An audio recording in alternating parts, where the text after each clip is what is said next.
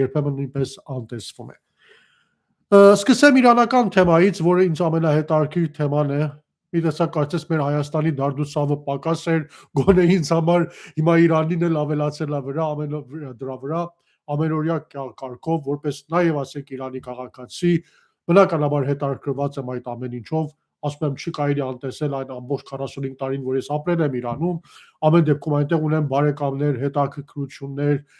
եւ չեմ կարող անտարբեր լինել, հատկապես որ այդ ամեն ինչի պոչը մի կերպով գալիս գտնում է Հայաստանին եւ ամեն դեպքում ինչ էլ որ լինի, ինչպես էլ որ լինի զարգացումները, մենք Հայաստանում դրանից անմասն չենք մնալու եւ ամեն դեպքում դրանից մենք ուրեմն ինչ որ կերպով ազդվելու ենք։ Լույսերից մեկ անջատվեց, կներեք, եթե մի քիչ լույսը փոխվեց, հիմա այդպես ասած վերականգնելու հնարավորություն չունեմ, բայց ամեն դեպքում կփորձեմ հետագային, եթե մյուս անգամ ավելի զգուշավոր լինեմ այս հարցում։ Ամեն դեպքում Իրանի թեմայով սկսենք։ Ես նախ անցյալ լայվում ասացի, որ հետաքրքիր շաբաթ է սպասվում, որտեղ Միացյալ Նահանգների ռազմանավը եկավ տեղակայվեց Միջին Արևելքում։ Բոլորը կարծում են ինչ-որ զարգացումներ կլինի, ոչ միայն ես, բոլորը, բայց տեսանք, որ անցած շաբաթ տեղի ունեցան բանակցությունների առաջին, այդպես կարելի ասել, ռանդը կամ փուլը Իրանի եւ Միացյալ Նահանգների միջև, 3 անցած օրներ ուրբաթ օրներ ավարտվեց եւ հույս կա, որ հաջորդ շաբաթ այդ բանակցությունները ուրեմն շարունակվեն։ Այսօր եթե հետևել եք ուրեմն հաղորդումներին, հետաքրքիր հաղորդումներ են գալիս։ Թրամփը երեք հայտարարեց, որ այդ բանակցությունները հաջորդ շաբաթասկզբին, այսինքն երկուշաբթի օրվանից հետո հավանաբար պետք է վերսկսվեն, բայց այսօր Իրանից հետաքրքիր տեղեկություններ են գալիս, ուրեմն Էրաղչին շատ հստակ կերպով Իրանի արտաքին գործերի նախարարը հայտարարեց, որ իրենք որևիցե զիջում չեն անելու հատկապես միջուկային հարցում եւ շատ հետաքրքիր մեկ հայտարարություն եղավ, որ եթե դու առաջին զիջում անես, հայտնի չի թե այդ զիջումները քեզ մինչև որտեղ են տանելու։ Կարծում եմ մեր հայկական իրականության մեջ այդ երևույթի ականատեսը մենք Նիկոլ Փաշինյանի իշխանության ներքո եղել տեսել ենք, ականատեսն ենք եղել, որ մի փոքր զիջում մեզ բերել է հանգեցրել է որտեղ, որ մեկ փոքր զիջումից սկսելով դու դրանից հետո պարտավոր ես մեծ զիջումներ կատարես եւ մեկ զիջումը հաջորդելու է հաջորդ մյուսին եւ չգիտես դա անվերջանալի մեկ շարանա բացվելու։ Բայց միևնույն ժամանակ ես կարծում եմ շատ հստակ է Թրամփի վարչակազմի կողմից դրված պահանջներ Իրանի դիմաց, թե միջուկային հարցում, թե հրթիռային հարցում նրանք շատ հստակ են ասել, որ միայն միջուկային հարցով չէ, որ բանակցության են նստում, բանակցության են նստում նաև Իրանի հրթիռների հարցով, բանակցության են նստում նաև միջուկային հարցով,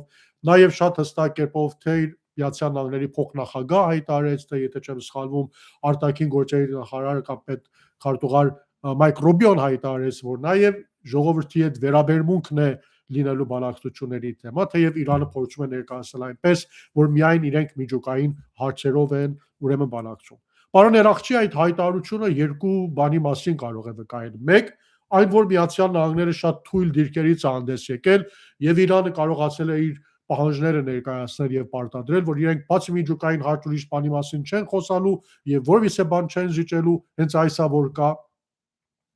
եւ շարունակում են, որը ես կարծում եմ մի քիչ շատ, այսպես ասած, երևակայական պետք է լինի, հաստատ այդպեսին չի,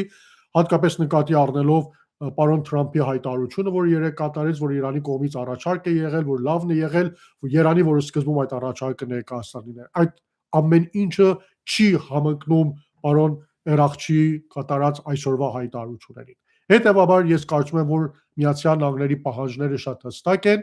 իսկ ինչպես բացատրել Իրանի արտաքին գործերի նախարարի այսօրվա կոշտ հայտարարությունները, նաև Իրանից եկող հայտարարությունները հետևյալն է, որ իրենք շատ հստակ կերպով Իրանում հասկացել են, որ Թրամփը եւ Թրամփի վարչակազմը անդրդվելի են իրենց պահանջների հարցում, զիջումների չեն գնալու եւ պատերազմի վտանգը շատ առարկայական է, շատ մոտիկ է իրենց եւ նման դեպքում դու ունես մեկ զենք, քո ձեռքում եղած միակ զենքը, որ այդ միջուկային թեման է, փորձես շահարկել, դրան կողքին դնելով ռազմական պատասխան հարվածների թեման, ինչպես վերջին օրերին տեսնում ենք Իրանից հնչում են տեսագրություններ են տարածում, թե ինչպես է լինելու պատասխանը, եւ այդպիսով փորձել նվազագույն, այդպես վերջին շանսը փորձել օգնել Միացյալ Նահանգներին, ինչպես վախ պատճառելով հրաժարեցնել իր պահանջներից, որը ես դժվար եմ տեսնում, որ արդյունքի է հանգելու, ամեն դեպքում հաջորդ շաբաթ ես կարծում եմ իրավիճակը ավելի թեժանալու է։ Ինչու է հաջորդ շաբաթ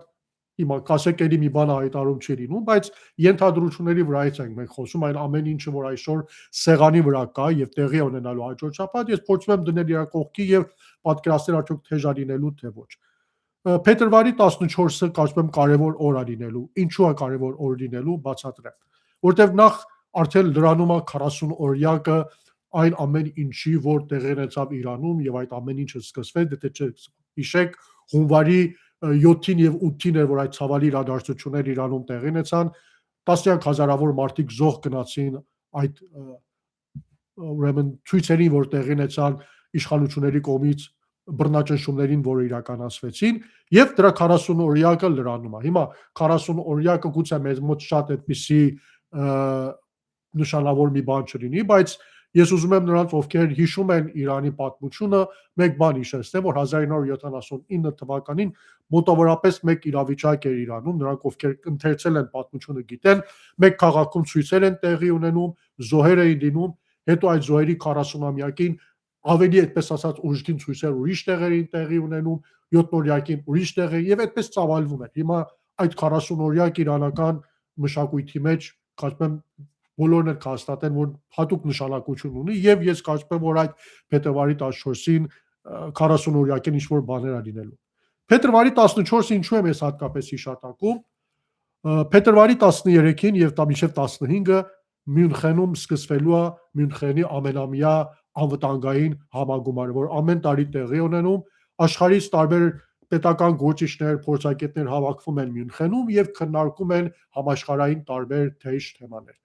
Այդ համաժողովին մասնակցելու համար, համագումարին կամ կոնֆերանսին մասնակցելու համար հրավեր էր ուղղվել Իրանի պետական իշխանությունների ներկայացուցիչներին, որպեսզի գան այնտեղ մասնակցեն, բայց անցած շաբաթ լուրեր տարածվեցին, որ այդ հրավերները չեղարկվել են եւ փոխարենը փետրվարի 14-ին ուրեմն Մյունխենի այդ համաժողովի ընթացքում ելույթով է հանդես գալու Ռեզա Փահլավին, որը գիտեք այս վերջին օրերին կամ հենց հունվարի 7-ից հետո արդեն վերջին ամիսներին Իրանի ընդդիմությանը մի տեսակ համախմբելու, առաջնորդելու, նրա լիդերը լինելու հայտ է ներկայացրել։ Եվ նա է, որ հիմնականում հրավեր է ստացել մասնակցել Մյունխենի ուրեմն անվտանգության խորհրդին եւ այնտեղ ելույթ ունենալու։ Ինչու է կրկին դա կարևոր, որովհետեւ Ռեզա Փահլավին փետրվարի 14-ին համազգային, այդպես ասած, համահավաքի կոչ արել ամբողջ աշխարհի իրանցիներին, ովքեր աշխատում են թե Իրանում եւ թե աշխարհում։ Մասնավորապես արտասահմանում կոչ է ուղղվել, որպեսզի իրանցիները համախմբվեն, հատկապես Մյունխենում, որտեղ գումարվելու այդ համաժողովը, հավաքվեն Թորոնտոյում, եթե չեմ սխալվում, ու նաեւ մեզ մոտ այստեղ Լոս Անջելեսում պատրաստվում են մեծ հանրահավաք անցկացնել, մտածում են յուրաքանչյուր տեղ մոտավորապես կարողանան մի 100,000-ականաց, այդպես ասած, հանրահավաքներ անցկացնել ի աջակցություն այս վերջին զարգացումների, որ Իրանում տեղի ունենալու։ Կրկին ինչու է դա կարևոր։ Վերադառնանք, հիշենք, որ նախագահ Թրամփը, երբ այս ամեն ինչը սկսվեց, մեկ կարևոր հայտարարություն արեց, որ Իրանի հաջորդ առաջնորդը պետք է ծնվի ժողովրդի մեջից եւ ժողովուրդը պետք է դա այդպես ասած որոշի, թե ով է լինելու։ Կարծում եմ մինչև այս պահը նախագահ Թրամփին գործնական քայլերից հեռու է պահել անորոշ վիճակը, որը կարող է սկսվել Իրանի դեմ հարձակումից հետո, քանի որ նրանք ամեն դեպքում չեն ցանկանում այդ անորոշ վիճակը լինել։ Եթե հետևել եք ուրեմն Միացյալ Նահանգների փոխնախագահ Վենսի հայտարարություններին, 3 չանցած օրներ մի կարևոր հարցազրույց էր տվել, այնտեղ իրեն հիշեցրել էին, որ Իրաքի վրա հարձակումից հետո հիշում եք ինչպեսի քաոս ստեղծվեց Իրաքում։ Արդյոք իրենք պատրաստվում են կրկնել Իրանում այն ինչ որ տեղի ունեցավ Իրաքում, եւ Վանսը մի հետարքիր պատասխան էր տվել։ Ասել դուք ինչու եք կարծում, որ մենք պատմությունը չենք ընթերցում։ Մենք պատմությունը կարդացել ենք, տեղյակ ենք, որ ինչ տեղի ունեցավ Իրաքում եւ հաստատ չենք անելու այն, ինչ որ կատարվեց Իրաքում։ Ուրիշ բան է լինելու։ Հետևաբար ես կարծում եմ նրանք չանց են տալիս, առիթ են տալիս, որպեսզի այդ հանրահավաքների միջոցով հստակ դառնա, թե ով ունի հնարավորություն, կարողություն համախմբելու եւ ապագա, այսպես ասած, Իրանի լիդերությունը ստանձնելու համար։ Հիմա շատ հետաքրքիր է, որ 3 էր, եթե չեմ սխալվում, թե նախանցած օրը Բերլինում նաեւ մի տեսակ այդպես խմբեր կան, ընդդիմադիր, որոնք Ռեզա Փահլավին չեն համակրում, ձևանում է, որ Իրանի իշխանություններին էլ չեն համակրում, բայց նաեւ ցավոք բարեբախտաբար հնարան էլ չունեն Իրանի ժողովրդի մոտ, դա նախկին ահաբեկչական մի կառույց է Մոջահեդին խալղ անունով, որոնք ժամանակին ռազմական գործողություններին իրականացրել շահի ռեժիմի դեմ պայքարի մեջ ներգրաված էին, մեծ մասնակցություն բերան իսլամական հեղափոխությանը, հետո մեկուսացվեցին իսլամական հեղափոխությունից հետո մտան ռազմական գործողությունների փուլ հենց իսլամական հանրապետության դեմ, ժողովրդի կողմից ատելի դեմքեր են, քանի որ Իրան-Իրաք պատերազմի ժամանակ նրանք գնացին, համագործակցեցին Սադամ Հոսեյնի հետ, տեղակայվեցին ընդդեմ Իրանի սկսեցին աշխատել եւ ժողովրդի կողմոտ ոչ մի հնարան բարեբախտաբար նրանք չունեն, բայց այս իրավիճակից, որ ստեղծվել է, նրանք փորձում են օգտվել մի տեսակ այս պղտոր ջրից իրենց ձուկը որսալ եւ փորձում են ինչ-որ աշխատանք կատարել, նրանց միացել են նաեւ մի տեսակ, այդպես ասած, գրպանային ընդդիմություն կարելի է անվանել, եթե մենք մեր հայկական բառապաշարից դրանք օգտվենք։ Ես չեմ բացառում, որ նրանք նաև Իրանի իշխանությունների կողմից աջակցություն են վայելում, քանի որ Իրանի իշխանությունները գիտեն, մեկ է նրանք Իրանի ժողովրդի մոտ հնարան չունեն, բայց նրանց առաջ մղելով փորձում են հակակշռել Ռեզա Փահլավիի քայլերը, թե ում կհաջողվի ավելի շատ բանակ աջակիցների բանակ անել դուրս եւ Թրամփին համոզել, որ ինքը կարող է այդ դերակատարությունը ստանձնել, կարծում եմ պետք է դեռ սպասենք։ Նաև Իրանի ներսից կարծում եմ կա մի-շոր խավ, որը մտածում է ներքին բարեփոխումների գնալով, ռեֆերենդումի գնալով, հանրաքվեի գնալով իրավիճակ փոխել, թույլ չտալ, որպեսզի գործը քաշի ռազմական գործողությունների եւ անորոշ իրավիճակի։ Նրանք են նաև, ասենք, իրենց աշխատանքն են տանում, բարեփոխականների թևն է Ռոհանին, Զարիֆը, նախկին, այսպես ասած, նախագահի որոշակի չափով Խաթամին, տնային կալանքի մեջ գտնվող Միր Հոսեյն Մուսավին, նրանք մեջի շրջանում բավական ակտիվացել են, բայց կարծում եմ Իրանի ժողովրդին ծանոթ մարդիկ գիտեն, որ այլևս այդ փուլը անցել է եւ մի քիչ դժվար է որ հավատալ, որ ժողովուրդը կհավատա բարեփոխականների այդ թևին ինչ-որ քայլ կանի։ Բայց ամեն դեպքում Իրանում ներքին իրավիճակը հանդարտ չի, հակառակ այն բանին, որ փորձ է կատարվում ներկայացնել, եթե հետևել եք, գիտեք, որ բավական այդպես ներքին լարվածությունը պահպանվում է, որևիցե բան ամեն դեպքում չի վերադառնալու այն վիճակին, որ ասենք կար հունվարի սկզբին տեղի ունեցած այդ իրադարձություններից հետո, վերջին հաշվով մեծ թվով մարդիկ, երեխաներ, հարազատներ են ձեռքից տվել եւ այդ հարցում պատասխանատու են համարում օրվա իշխանություններին։ Այս օրերին Իրանում տեղի ունենում օրինակի համար տարեկան կինո ամենամեծ կինոփառատոնը, որը տարիներից ի վեր, այսինքն արդեն 40 տարի է որ տեղի ունենում այդ կինոփառատոնը ամեն տարի, ժամանակին մեծ հետաքրքրություն էր առաջացնում, շոու բիզնեսի ներկայացուցիչներ, աստղեր գնում էին այդտեղ ներկայանում էին իրենց անցածնավա ֆիլմերն էին ներկայացնում, մրցանակներ էին բաժանվում, բայց հիմա հետաքրքիր կերպով այս տարվա փառատոնը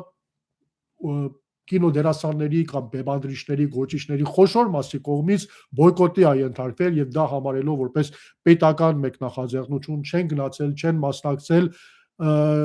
եւ նրանք էլ ովքեր մասնակցել են այդ կինոփառատոնին ժողովրդի կողմից շատ խիստ պախարակվում են, քննադատվում են, այդպես ասած վիրավորանքների են արժանանում սոցիալական հարթակներում։ Ամեն դեպքում այդ ներքին լարվածությունը, պարակվածությունը պահպանվում է Իրանում։ Թե ինչ տեղի կունենա, ես կարծում եմ սպասենք դեռ առաջիկա օրերին, այս շաբաթ նաև Իրանի իսլամական հեղափոխության տարեդարձն է նշվում։ Կարծում եմ մի քիչ պետք է համբերատար լինել Իրանի հարցում, որպեսզի տեսնենք ինչ է լինում։ Բայց ես խոսել եմ իմ մանկուց արիտ լինի իմ հաջորդ լայվերից մեկ այս թեմային անդրադառնալ, որ մենք մի տեսակ Իրանի ներքին իրադարձություններին վախով ենք մոտենում, սարսափով ենք մոտենում, կամ ցանկացած փոփոխություն Իրանում դա սարսափելի ինչ-որ իրադարձություն ենք համարում մեզ համար։ Ես մի անգամ էլ ասել եմ, գրել եմ, ելի եմ կրկնում։ Մենք ամեն դեպքում Իրանի ներքին իրադարձությունների վրա ազդելու հնարավորություն, կարողություն չունենք որպես իշխանություն, չունենք։ Օրինակ Թուրքիան ունի, եթե Թրամփը որոշում է հարձակվի Իրանի վրա, Էրդողանը միջամտում է, կարողանում է հետաձգել, թույլ չտալ, որպեսզի այդ հարձակումը տեղի ունենա։ Հետաբար նրանք կարող են քննարկել որն է լավ, որն է վատ իրենց համար։ Բայց մենք ծիծաղելի է, երբ նստում ենք, քննարկում ենք Իրանում ինչն է մեզ համար ավելի լավ, ինչն է վատ, երբ մենք չենք կարող որևիցե ազդեցություն ունենալ։ Հիմա պատկերացնենք իշխանապողությունը մեզ համար լավ լինի Իրանում, արդյոք մենք կարող ենք դրան հանգել, կամ եթե պիտի իշխանապողություն լինի, հանգենք նրան, որ լավավոր չլինի, թույլ չտանք դա տեղի ունենա։ Բնականաբար մենք այդ իրադարձությունների վրա ազդելու ոչ հնարավորություն ունենք, հատկապես Նիկոլ Փաշինյանի իշխանության օրոք։ Մեզ մնում է մեկ բան՝ պատրաստվել ցանկացած սցենարի համար։ Ես միշտ ասել եմ, պետք է բոլոր հնարավորությունները սեղանի վրա ունենալ, քննարկել Եվ այո, բնականաբար կան տարբերակներ, որոնք վտանգավոր են, կան տարբերակներ, որոնք ավելի քիչ վտանգ են պարունակում, բայց մեկ է, այն ինչը որ տեղի պետք է ունենա, տեղի կունենա անկախ մեր կամքից եւ մենք դրա վրա ազդելու հնարավորություն չունենք։ Հետևաբար պետք է պատրաստ լինենք ցանկացած սցենարի համար, որպեսզի հետագային անակնկալի դիմաց չկանգնենք եւ չիմանանք թե ինչ ենք ուզում անել։ Իսկ թե որտեղից է գալի մեր վախերն ու սարսափները, ես ունեմ վերլուծություններ, հիմա չխորանամ այս թեմայի մասին, որպեսզի մյուս թեմաներին կարողանամ ասել, խոսք եմ տալի այդ մասին իմ հաջորդ լայվերի ընթացքում։ Մանրամասը մեկ լայվ նվիրեմ դրան, որ որտեղից է գալի մեր այս վախերը եւ ինչպես պետք է հաղթարենք եւ արդյոք այսօրվա Իրանն է այն անվտանգ Իրանը, որի հետ մենք կարող ենք հույսեր կապել, թե ինչ որ փոփոխություններ, որը կայունություն կբերի Իրանում, դա կարող է մեզ համար ավելի ուրեմն նպաստավոր լինել։